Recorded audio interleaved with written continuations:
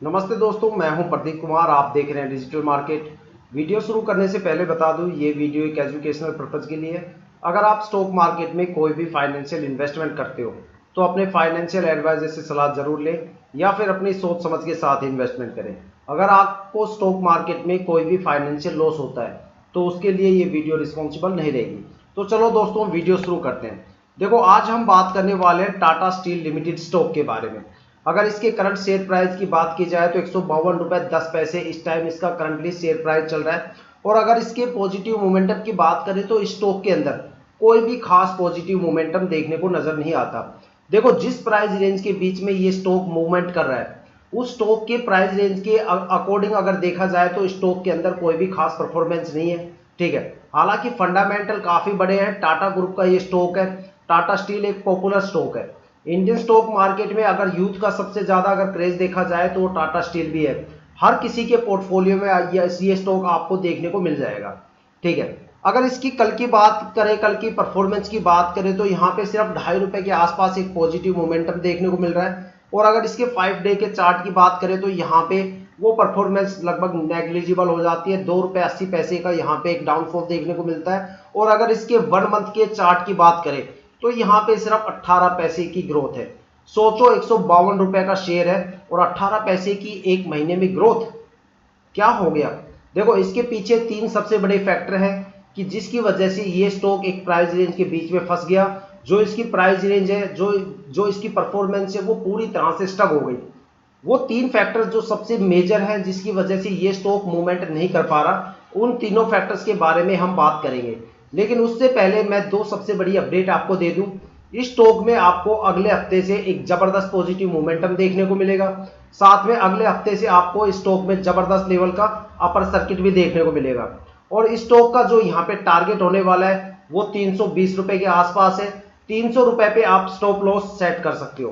ठीक है, जिसको ये 10 अक्टूबर से पहले पहले अपने अपर सर्किट की जो हायर वैल्यू है उसको अचीव करे ही करेगा। ठीक है, और जो दूसरी सबसे बड़ी अपडेट है वो ये है कि इंडियन स्टॉक मार्केट ने फ्राइडे को एक जबरदस्त यहाँ पे उछाल दिया। अगर सेंसेक्स की बात करें तो सेंसेक्स 1350 पॉइंट की जबरदस्त पॉजिटिव मोमेंटम के साथ क्लोजिंग दी।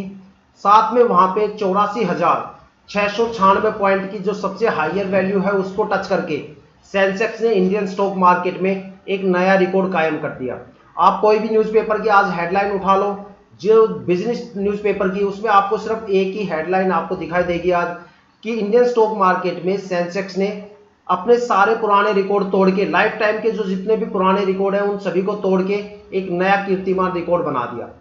और अब आप इंडियन स्टॉक मार्केट का पिछले 10 साल का कोई भी रिकॉर्ड उठा के देख लेना, जब जब सेंसेक्स ने अपने पुराने रिकॉर्ड को तोड़ के कोई नया रिकॉर्ड बनाया है तो इंडियन स्टॉक मार्केट में कम से कम 80-90% स्टॉक्स के अंदर अपर सर्किट शुरू हो जाता है। ठीक है, फिलहाल 3 महीने से मार्केट के अंदर एक तंगी का माहौल था, लेकिन अब आपको एक जबरदस्त लेवल पे इंडियन स्टॉक मार्केट में अपर सर्किट देखने को मिलेंगे। जिन स्टॉक्स की परफॉर्मेंस बिल्कुल पूरी तरह से स्टक हो गई थी, ठीक है, उन सभी के अंदर आपको एक जबरदस्त यहाँ पे पॉजिटिव मोमेंटम देखने को मिलेगा। कम से कम 80% स्टॉक्स के अंदर अपर सर्किट आपको अगले हफ्ते से देखने को मिलेगा। और 30% या 35% स्टॉक ऐसे हैं जिनके अंदर आपको सोमवार को ही जबरदस्त लेवल का अपर सर्किट देखने को मिलेगा। फ्राइडे को कम से कम 25% स्टॉक के अंदर अपर सर्किट लग गया। 35% स्टॉक ऐसे थे जो अपने अपर सर्किट तक पहुंचे लेकिन वहां पे बस पहुंच नहीं पाए, अपर सर्किट के नियर बाय बिल्कुल पहुंच गए।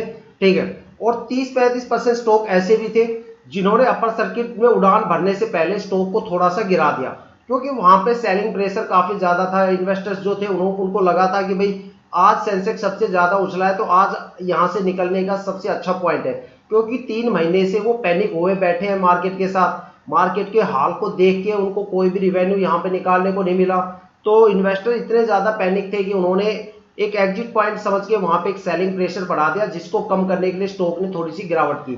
ठीक है, तो ये तो थी अब तक की सबसे बड़ी लेटेस्ट खबर। ठीक है, अब मैं बात करने वाला हूं उन 3 मेजर फैक्टर्स के बारे में जिनकी वजह से टाटा स्टील के स्टॉक के अंदर इतनी ज्यादा गिरावट है या फिर जो इसकी परफॉर्मेंस है वो पूरी तरह से यहाँ पे स्टक है। ठीक है, लेकिन उससे पहले अगर आप वीडियो पे नए हो तो चैनल को सब्सक्राइब जरूर कीजिएगा, ताकि हम जितने भी डीपली एनालिसिस करके आपके लिए वीडियो लेके आते हैं उसकी नोटिफिकेशन आप तक सबसे पहले पहुंचे, ताकि आप स्टॉक मार्केट के हर पहलू से अपडेट रहे, अपग्रेड करते रहे अपने आप को। ठीक है, तो देखो जो इसमें सबसे पहला जो फैक्टर है वो मैं बताता हूं।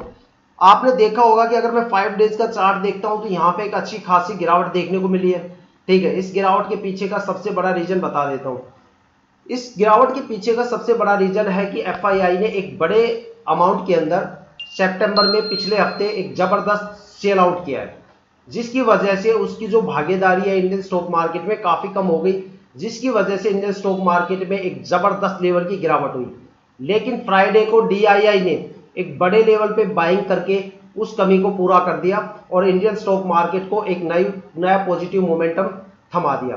ठीक है, अब जो दूसरा फैक्टर है वो सबसे इंपॉर्टेंट फैक्टर है।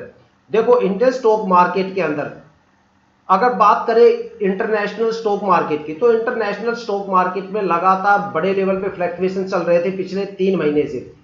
खास तौर पे अगर बात करें तो यूरोप के मार्केट में फ्लक्चुएशन सबसे ज्यादा थे। खास तौर पे बात करें एनवाईएससी, जो कि न्यूयॉर्क स्टॉक एक्सचेंज के नाम से जाना जाता है, अगर वहां पे 100 पॉइंट की भी गिरावट हो जाती है तो पूरे एशियन स्टॉक मार्केट को हिलाने का दम रखता है। साथ में इंडियन स्टॉक मार्केट में जबरदस्त गिरावट या फ्लक्चुएशंस का कारण भी बन सकता है, क्योंकि दुनिया की जो बड़ी बड़ी कंपनियां हैं, माइक्रोसॉफ्ट और गूगल जैसी कंपनी, वो वहीं से ऑपरेट होती है। एक तो सबसे बड़ा रीजन ये है। वहां पे 2 सबसे बड़े क्रैश आए थे। एक जो पहला क्रैश आया था वो अगस्त के अंदर आया था, 5 अगस्त के आसपास, जहां पे एनवाईएससी के अंदर 1000 पॉइंट की गिरावट हुई और हमारा सेंसेक्स देखते ही देखते एक ही दिन में 3500 पॉइंट गिर गया और मार्केट में उसको नाम दिया गया मार्केट क्रैश का। ठीक है, जैसे तैसे करके मार्केट ने अपने आप को रिकवर किया। ठीक है, देखो वो जो क्रैश था वो जॉब रिसेशन की वजह से आया था। अब जो दूसरा क्रैश था वो आया 3 सितंबर के आसपास, जिसमें एनवाईएससी के अंदर फिर से 650 पॉइंट की जबरदस्त गिरावट हुई और उसका जो सबसे बड़ा कारण था वो वहां के सिलिकॉन वैली बैंक के अंदर एक क्रैश आया, जिसका सीधा सीधा इंपैक्ट एनवाईएससी स्टॉक एक्सचेंज में देखने को मिला। जिसका नतीजा ये हुआ कि इंडियन स्टॉक मार्केट में फ्लक्चुएशन तो हुआ ही हुआ, लेकिन इंडियन स्टॉक मार्केट के अंदर सीधा सेंसेक्स 1500 पॉइंट के नीचे गिर के सीधा ढेर हो गया। ठीक है, तो मार्केट के अंदर इस तरह के फ्लक्चुएशंस बने हुए थे इंटरनेशनल मार्केट को लेके। इंटरनेशनल मार्केट में अगर यूरोप की बात करें तो जियो पॉलिटिकल वहां पे टेंशन चल रही है।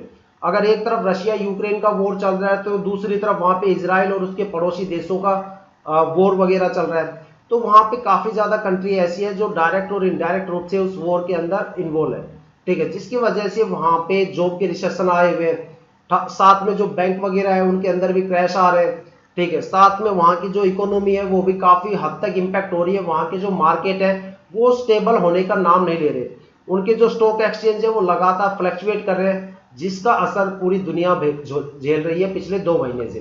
ठीक है, अब जो तीसरा सबसे बड़ा फैक्टर है इंडियन स्टॉक मार्केट को हिलाने वाला, वो मैं बताता हूं। देखो इंडियन स्टॉक मार्केट में लीप ईयर सबसे ज्यादा खास होता है, क्योंकि लीप ईयर में इंडियन स्टॉक मार्केट लिक्विडिटी को हैंडल करता है। अब लिक्विडिटी क्या होती है वो मैं बताता हूं। आप उसे चाहे महंगाई दर बोल लो, वोलेटाइल बोल लो या लिक्विडिटी बोल दो, तीनों एक ही चीज है। दुनिया के अलग अलग स्टॉक एक्सचेंज का अलग अलग टाइम होता है अपनी अपनी लिक्विडिटी को हैंडल करने का, लेकिन इंडियन स्टॉक मार्केट में लिक्विडिटी सिर्फ और सिर्फ लीप ईयर में ही हैंडल की जाती है। पुराने इन्वेस्टर्स इस बात को जानते हैं, लेकिन नए इन्वेस्टर्स शायद नहीं जानते। इसी वजह से वो पैनिक हो रहे हैं मार्केट में और सबसे बड़ा लॉस करवा रहे हैं अपना। ठीक है, जो स्टॉक जितना ज्यादा परफॉर्म करते हैं लगातार 2-3 साल में, उन्हीं में सबसे ज्यादा लिक्विडिटी देखने को मिलती है, क्योंकि वो अपने ओवर प्राइस के ऊपर आके खड़े हो जाते हैं। जब उनकी लिक्विडिटी को हैंडल किया जाता है स्टॉक मार्केट में, क्योंकि महंगाई को तो हैंडल करना ही पड़ेगा, नहीं तो आम आदमी तो महंगाई के नीचे वैसे दब के मर जाएगा। तो जो लिक्विडिटी, जब उस लीप ईयर में लिक्विडिटी को कंट्रोल किया जाता है, तो जिन स्टॉक ने सबसे ज्यादा परफॉर्म किया था उनकी परफॉर्मेंस या तो स्टक हो जाती है या फिर वो स्टॉक के अंदर गिरावट शुरू हो जाती है। क्योंकि जिस स्टॉक में लिक्विडिटी सबसे ज्यादा होती है वो स्टॉक उतना ही ज्यादा गिरता है या फिर उसकी परफॉर्मेंस स्टक हो जाती है। ठीक है, अगर फंडामेंटल अच्छे हुए तो फंडामेंटल उसको गिरने नहीं देंगे, लेकिन परफॉर्मेंस वहां पे स्टक हो जाएगी।